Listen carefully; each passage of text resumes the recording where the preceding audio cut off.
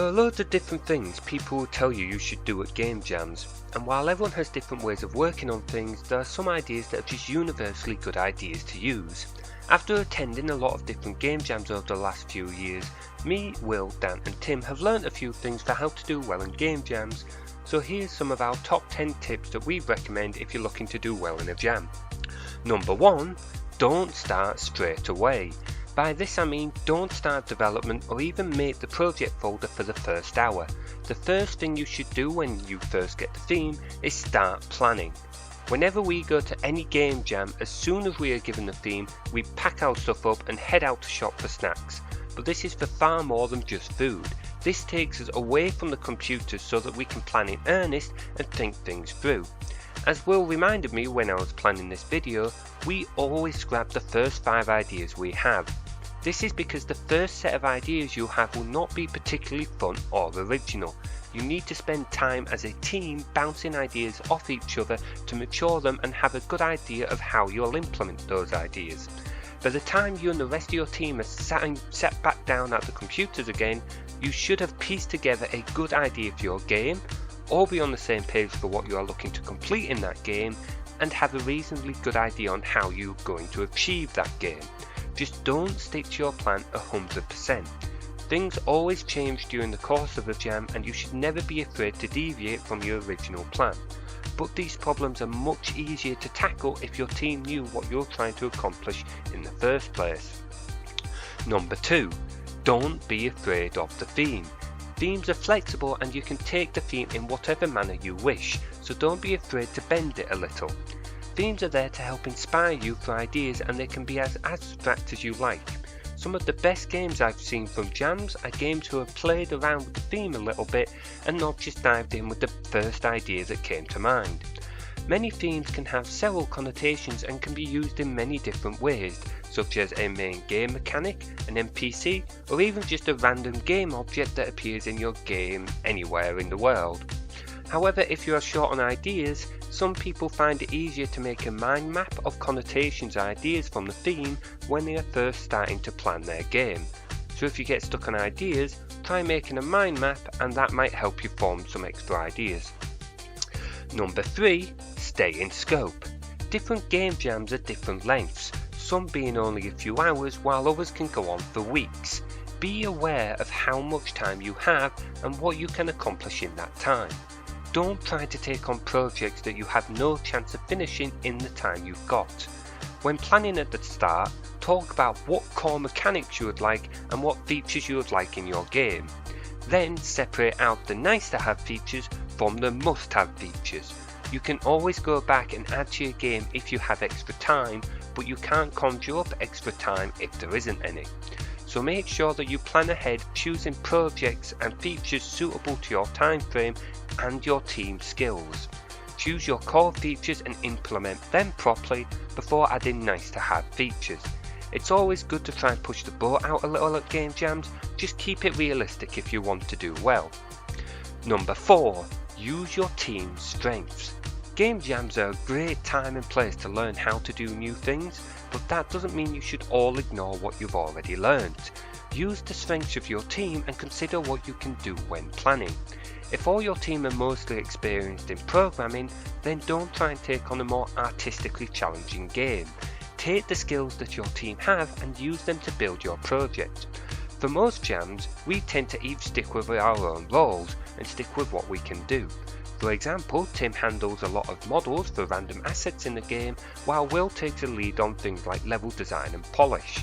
But as a team we lack any real audio skills, which is why a lot of our games only use basic sounds. This isn't to say don't use jams as a chance to learn something new, as they are arguably one of the best places to learn. However, if you want to do well, then learn something new by expanding on your current skill set and keep it in scope for your time frame and abilities for the jam. Number 5. Styling and polish.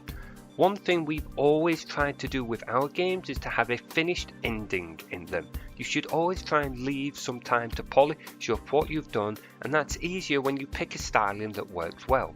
We've often stuck with the low poly look as it's easier style to achieve, it's also less time consuming, and it doesn't need as much skill at 3D modelling to achieve. This can save on time while still making the game look well polished, though in our case that's often because Will pulls out some magic with tools like Cinemachine and post-processing effects. But even smaller game jam projects can look far better by paying attention to smaller details such as better looking smoke effects of fires or flickering of displays in game. Time management is a key thing here, as you need to make sure that the game works before adding these little details, but it's always worth leaving some time near the end to polish up your project a little. It adds that extra wow factor and just helps the game feel a little more complete. Number 6. KISS, aka Keep It Simple Stupid. You are at a game jam. Regardless of length, you have a limited amount of time to produce the game. Obviously, the longer the jam is, the more time you have to play around with it, but you should always keep your core gameplay and mechanics simple. The more complicated you build your game, the more likely it is that something will go wrong, and the more time you'll have to spend fixing errors. More time fixing old bugs is less time you've got building the game. Stick to keeping core mechanics simple and don't add anything that's going to make it overly complicated. It's easy to get caught up in the moment and try and overcomplicate some AI navigation or spawn simple. Keep it simple, get it working, and this is something that I'm constantly thinking to myself whilst at jams, and constantly referring back to picnic era when I get something stupidly wrong. Number 7. Communication. Talk to your team. Doesn't matter what tools you're using or how good you are at your respective skills, if you don't communicate as a team, then you won't get anywhere. It can also actively hinder your progress in some situations, as it's easy for you to override each other's work or even start developing completely different games. You need to make sure that your whole team are on the same page and all working towards the same goals. Communication can be difficult to maintain when you're all tired and haven't slept in over 40 hours into a jam, but you do need to keep talking and updating each other on what's going on. Tools like Trello can be incredibly useful for this, as you can list what needs doing and tick off tasks as they've been done. This can possibly be one of the most important tips in this video if you want to do well in a game jam, as everything else relies on good communication. Number 8. Take breaks. You can't work well if you've been up for 40 plus hours with no sleep or rest. Make sure you sleep, even if only for 4 hours or so. For shorter jams that are 24 hours long, you can probably get through working through the whole jam without sleeping, but even only 3 to 4 hours of sleep will mean you'll get more work done in the long run. For longer jams like Global that are 48 hours long or longer, you need to sleep or you'll just hurt yourself. I have yet to see anyone do Global all the way through the whole 48 hours without sleeping at some point. Now, there's probably been someone out there who's done it, but it's still not a smart idea. It also doesn't hurt to go for 10-minute walks, stretch your legs, or even to a nearby shop for food. Sometimes taking time away from the computer can help you tackle your problem, so move away occasionally, clear your head. Personally, I found going and making a cup of tea helps me work well to maintain good productivity. So find out what works for you and don't run yourself to the ground. Number 9. Eat properly. This one is slightly hypocritical, as my diet tends to go out the window at game jams, but really you should still eat properly. It's not to say don't have a takeout or snacks at jams, as they can save time and offer you a full meal, but living off them and energy drinks throughout the whole jam is a surefire way of making yourself sick and then struggling through the rest of the jam. Also, a lot of people have work, university or other responsibilities the day after the jam anyway, and you don't want to be working through a sugar crash to try and power through it. So it's always worth thinking about what state you'll be in the day after the jam, as well as progressing through the jam well. No one likes working with no sleep and feeling sick from a poor diet. Number 10. Back your project up. No one likes losing work, but the last thing you want is for everything to break in the final hour and not have anything to show at the end of the jam. Back up your project regularly. Might only seem like a small thing, but trust me when I say it's worth the few moments it takes. There are many different services such as GitHub you can use for this, Some game engines even have their own way of handling it. For example, we use Unity Collab from the Unity game engine, and that allows users to work on projects together on different devices, and they can back them up to previous versions of that project. Number 11, don't give up.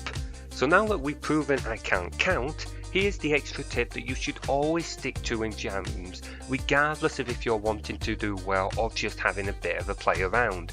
Doesn't matter if things aren't working or you're running out of time, just give it your best shot.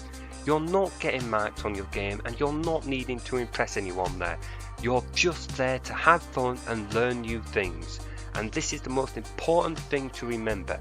There is no failing a game jam. Even if at the end all you've got is a broken mess, you've still made something in an incredibly short amount of time, and chances are you've learned something along the way. In reality, anyone who sticks it out to the end of a jam, having given it their best shot, is a winner, regardless of ability or state of the game they've made. Anyway, there's some of our top tips for doing well in game jams. As I said at the start, everyone and every team works differently, so it's up to you and your teammates to decide how you work best. These tips are just what we found work well within game jams, though I'd still recommend bearing some of them in mind, as some things, as I said before, are universally good ideas, such as project backups. In the meantime, if any of you have your own game jam tips, feel free to post them in the comments below, as I'm curious to see what ideas other jammers would have for how to do well in game jams. So leave a comment, subscribe, until next time, keep jamming.